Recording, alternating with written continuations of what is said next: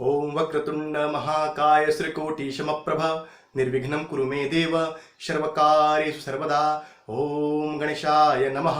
नमस्कार, मैं ज्योतिष शास्त्री रमेश चौबे आज भगवान गणेश के प्राकट्य के उत्सव पे यानी कि गणेश चतुर्थी व्रत पे आपको कुछ महत्वपूर्ण जानकारी देने के लिए उपस्थित हुआ हूं।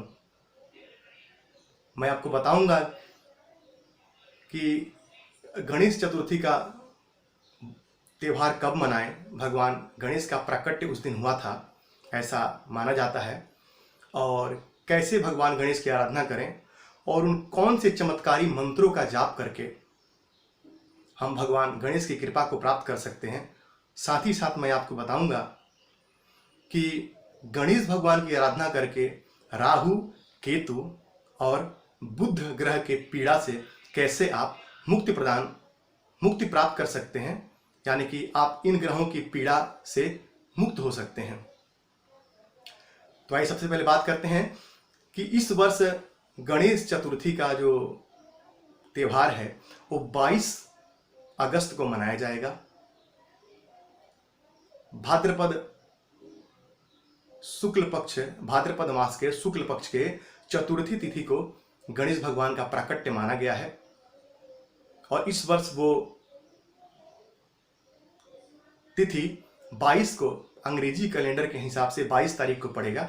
तो 22 तारीख को आप गणेश भगवान का प्राकट्य का उत्सव मना सकते हैं। भगवान गणेश वो समस्त व्यक्ति जो सांसारिक जीवन को जी रहे हैं, वो समस्त व्यक्ति जो गृहस्थ आश्रम में हैं, उन सब व्यक्तियों को भगवान गणेश की आराधना अवश्य करनी चाहिए। इससे भगवान गणेश की असीम कृपा प्राप्त हो जाती है। और भगवान गणेश की यदि कृपा प्राप्त हो जाए, विघ्न, बाधा, सारे अमंगल को हरने वाले, रिद्धि सिद्धि को प्रदान करने वाले, धन वैभव से संपन्न करने वाले माने जाते हैं गणेश भगवान। गणेश भगवान की आराधना से जिंदगी के सारे विघ्न बाधाओं को दूर किया जा सकता है, ऐसा शास्त्रों में वर्णित है। अब 22 तारीख के दिन आप गणेश भगवान की मूर्ति लाएं, या तो यदि आपके घर में मूर्ति है तब भी आप उस मूर्ति की पूजा कर सकते हैं। भगवान गणेश का ध्यान कीजिए, पुष्प अर्पित कीजिए, उनको बुलाइए, अक्षत अर्पित कीजिए। पहले ध्यान करके पुष्प, फिर अक्षत अर्पित कीजिए, फिर भगवान का पंचामृत से स्नान कराइए। फूल, चंदन, रोली, सिंदूर, दुर्वा, मिठाई, फल से भगवान का पूजन कीजिए। उसके बाद भगवान को अपने श्रद्धा के हिसाब से दक्षिणा दीजिए। मुख शुद्धि के लिए लौंग इलायची प्रदान कीजिए, तांबूल पे रख करके, यानी कि पान के पत्ते पे रख करके। उसके बाद भगवान को पुष्पांजलि दीजिए और भगवान को, गणेश भगवान की फिर आरती कीजिए। 10 दिन तक चलने वाला ये महोत्सव, 10 दिन तक बड़े हर्ष उल्लास के साथ में भगवान का 10 दिन भगवान गणेश का ये उत्सव मनाया जाता है। तो आप भी 10 दिन तक भगवान गणेश के घर में पूजा आराधना कीजिए। सारे तकलीफ, सारी समस्या दूर हो जाएंगी आपके जीवन की। गणेश भगवान की पूजा में इतनी शक्ति है। तो आप 22 तारीख को गणेश भगवान की आराधना कीजिए। अब यदि आप एक कुंडली में राहु से किसी प्रकार की पीड़ा है, यदि आप एक कुंडली में केतु से किसी प्रकार की पीड़ा है, यदि आप एक कुंडली में बुध आपको अशुभ फल प्रदान कर रहे हैं, यदि आपके मारक भावों के स्वामी हैं, तो आप भगवान गणेश की आराधना कर सकते हैं। इससे इन तीनों ग्रहों की पीड़ा से आप मुक्ति पा सकते हैं, इन तीनों ग्रहों की बाधाओं से आप मुक्त हो सकते हैं।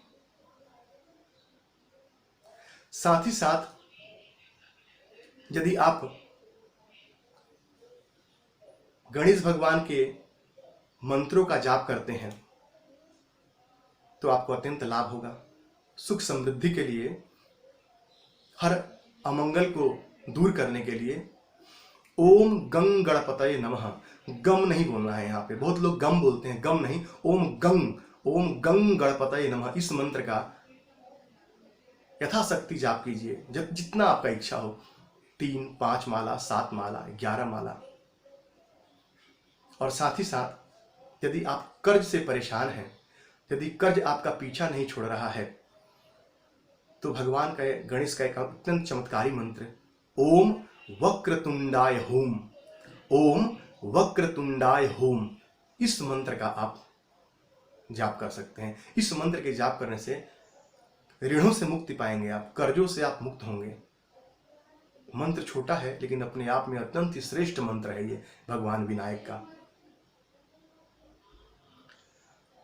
और भी बहुत सारे मंत्र हैं, बड़े बड़े मंत्र हैं, लेकिन सबके लिए संभव नहीं बोलना, इसलिए मेरी कोशिश ये रहती है कि मंत्र छोटा हो और सबके समझ में आए और सभी आसानी से इसका उच्चारण कर लें।